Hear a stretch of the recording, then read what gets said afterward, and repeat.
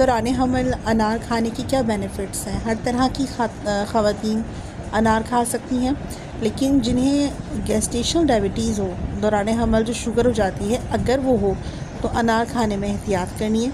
Otherwise हर तरह की ख़वातीन दौरान हमल अनार का इस्तेमाल कर सकती हैं। इसके अंदर जो फोलेट नाम का एक कंपाउंड होता है जो प्रेगनेंसी सपोर्ट में बहुत हेल्प करता है। अगर अर्ली प्रेगनेंसी है तो आप अनार का इस्तेमाल करती हैं तो आपको नेचुरली फोलेट अच्छी अमाउंट में मिलेगा।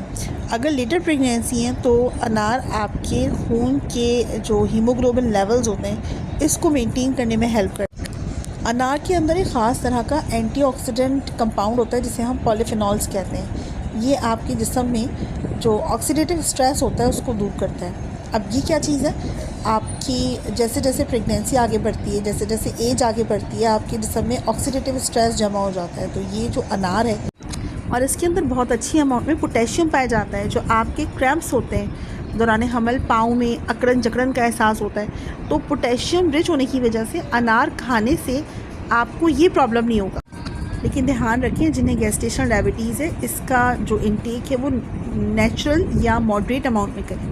प्रेगनेंसी के हवाले से जानने के लिए मेरे चैनल को सब्सक्राइब कर लें। Stay blessed.